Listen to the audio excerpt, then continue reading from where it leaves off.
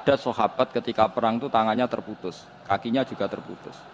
Terus matur Rasulullah, ya Rasulullah gara-gara perang derekno engkau, saya tangannya putus, kaki saya putus. Ternyata tidak diapresiasi sama Allah, malah disalahkan. Gini kok Allah terus nurono ayat iyam saskum korhun faqad masal qoma korhum mislu. Jika Anda luka karena perang, orang kafir pun luka. Wong kafir, wong gento wae wani luka demi kekafiran, kok kue wong Islam jari demi Allah ora wani luka. Sehingga masyhur di kalangan para ulama, nanti setiap kebaikan itu dibandingkan kezaliman. Ya, saya ulang lagi, nanti setiap kebaikan itu dibandingkan kezaliman. Misalnya kita jadi kiai ora enak, ora gaji tetap, setepak-tepaan, kadang untuk duit, kadang ora.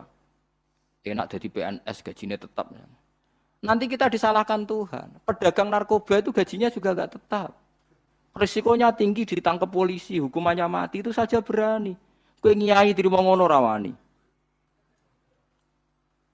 Kowe tahajud kanyeben, bengi-bengi tangi tahajud kanyeben. Tukang maling ayam bengi-bengi tangi, nyolong. Risikonya tinggi, ya anyep, wani. Jadi nanti kowe di depan Tuhan dimaki-maki, kesalehan kita akan dibandingkan kezaliman. Lan ana wong saleh diutangi dhuwit ora oleh medhit, sampeyan dibandingno. Maling mbek maling utang-utangan, wong saleh ora utang-utangan. Ya memang begitu. Nah itu yang dimaksud ayat intakunu ta'lamuna fa innahum ya'lamuna kama ta'lamun wa tarjuna minallahi ma la yarjun. Jika kamu merasa sakit karena berjuang demi agama, orang-orang zalim juga sakit karena kezalimannya. Toh mereka berani.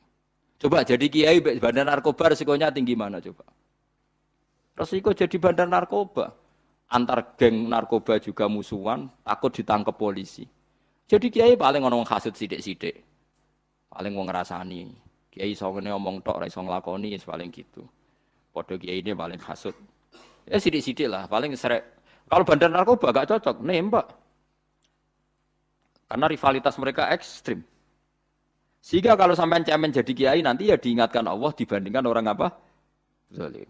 Jadi eling-eling ya. Terus semua kesalian kita, loyalitas kita pada agama nanti dibandingkan orang zalim karena mereka loyal sama pekerjaannya, sama kezalimannya. Enggak terus preman-preman nak belani konco wani mati. Kadang kiai santri belani kiai ini rapati wani mati. Repot preman-preman nak tobat itu repot. Kulo nu rada nyesal mek tobaté preman. Nah ana preman teng perapatan tobat. Niku terus ning masjid, men itikaf terus mbek wong sopan. Niku ora pas sajane. Nah tobat itu tetep ning perapatan. Sing dhisik ganggu wong disingkirno. Jadi ku tobat tenan sehingga dhisik perapatan sing gawat dadi gak gawat. Mergo sing preman gawat diganti preman sing lunak. Ora terus ning masjid ya sing iki tetep diganti generasine ngono. Mestine maksudnya mesti ora kok terus elek mboten mestine tobaté ngoten niku. Sayyidina Umar itu dulu itu menakut-nakuti orang Islam. Angger ana ndekne wong Islam wedi kabeh. Terus Abu Bakar ya wedi kabeh wedi. Suatu saat Rasulullah mlaku-mlaku ngerti Umar gulut ning ukat, menangan. Terus kata Rasulullah andikan yang Islam itu hebat Islam. Hanya Rasulullah berdoa wa ma'izal Islam fi Umar. Akhirnya Umar masuk Islam. Hari Kamis masuk Islamnya. Wis kira tau mikir to sak dinane kula roh sak dinane dungane Kamis masuk Islam Jumat. Ning omahe adike ning gone IP-ne. Mergo diwacana Quran surat Toha.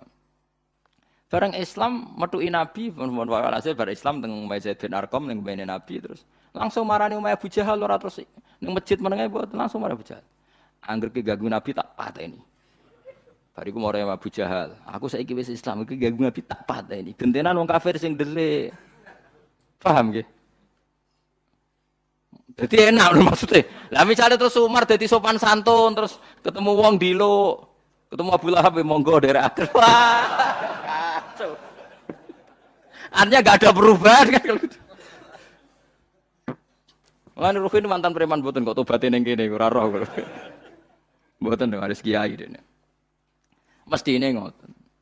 Makanya Wahsy itu yang bunuh Sayyid siapa? Hamzah. Karena dia disuruh Hindun itu istrinya Abi Sufyan itu. Itu setelah membunuh Sayyid Hamzah dan dia Islam. Dan Nabi tidak siap melihat wajah Wahsy. Sumpahnya Wahsy apa? Saya bersumpah akan membunuh orang paling dibenci Rasulullah. Sebagaimana saya pernah membunuh orang paling dicintai Rasulullah. Terus tobatnya dia mateni Musailamah al-Kadzab. Wong sing ngaku nabi ngarang Quran. Itu tuh sing mateni sinten? Wahsy.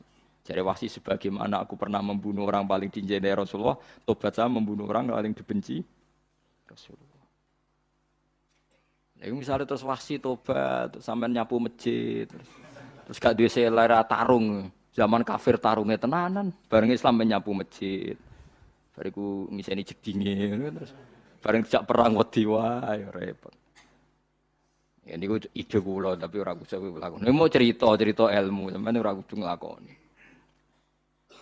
Ya tunggale wong preman brah-breh. Blojo narkoba entek akeh dilakoni, nggo judi diakoni. Sewengi orang preman itu kalau judi 2 juta 3 juta. Bareng tobat ngeboni masjid 10.000. Padahal donyane jek akeh. Mestine tobat yo. Saya zaman judi semalam 3 juta. Sekarang kalau pengajian atau ke masjid semalam 3 juta 100 lah minimal diluwei. Ora malah pas tobat nglebokno amplop masjid yo 10.000, kadang 2.000. Repot-repot. Tapi ya apik tobat, mesti cerita. Tidak begitu, mestinya berbanding. Paham nek sampean takok tobat itu cara ulama nggih ngoten niku berbanding. Malane riyen Khalid bin Walid itu jadi panglima perang Islam itu. Saya masih ingat makalahnya Khalid bin Walid. Fakama anni aktsartul qatla fi kufri aktsartul qatla fi islami. Dulu ketika saya kafir adalah sangat banyak membunuh orang Islam. Perang Uhud kalah itu karena panglima orang kafir adalah Khalid. Dia cakap sekali dalam mengatur strategi perang. So, Khalid itu utek elek kan, pikirane ala sahabat yo menusa ruhin es kayak wong wedok ambek apa jenenge ghanimah mesti medun. Sahabat ora kabeh kaya aku kan ana kaya kue barang macam-macam. Gunung Uhud itu dhuwure mok sak musolane iki jamira Gunung Uhud kaya Merapi niku mboten. Nah kaya Merapi amanah ning dhuwur tetep ora kena, meleyang to. Jadi Gunung Uhud itu dhuwure mok sak musolane mbok dhuwur pundi.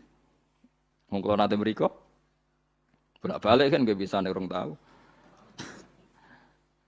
Kula kaya wong India dadi melok itikaf teng gunung lho Uhud. Mbok piye dalile mbok apa ya ora ero. Itu Khalid bin Walid pinter, dia ketika kalah itu muter ke belakang terus ghanimah itu dilepas. Ya, dulu itu dalam perang dulu tuh ghanimah itu kan perempuan sama apa? Ya sama barang-barang itu. Ketika dilepas itu dianggap sudah mengaku kalah. Ada sahabat yang kok ruhin itu udah akabir sahabat, ada sahabat papan atas, sahabat yang seperti itulah. Sahabat kebanyakan turun ternyata Khalid itu muter terus naik dari belakang. Pas sahabat turun, dia naik dari apa?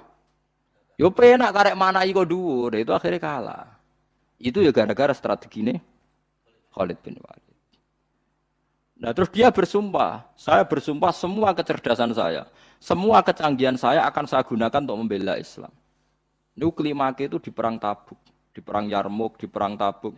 Itu di panglimani siapa saja yang ditunjuk Nabi itu kalah. Termasuk Ja'far bin Abi Thalib itu padahal panglima yang ditunjuk Nabi. Usamah ya kalah. Abdullah ya kalah. Semua yang ditunjuk Nabi itu mati semua. Akhirnya panglima diambil siapa? Khalid. Taruh saja gini strateginya. Anggap saja Arab itu padang pasir. Tidak sampean biar tahu bahwa orang soleh yang cerdas itu banyak. Jangan kira soleh itu tidak butuh kecerdasan, butuh.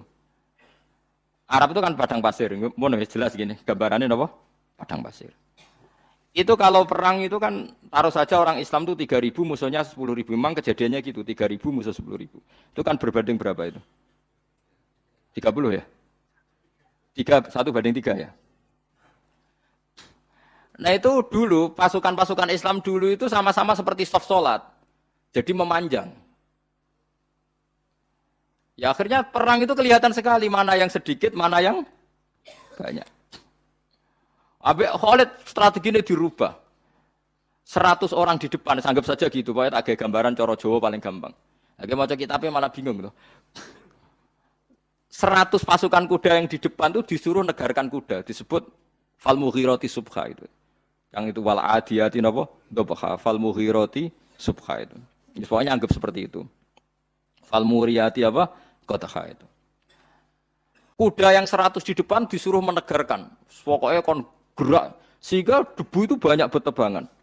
Terus pasukan yang 3.000 itu disuruh memanjang sepanjang-panjangnya.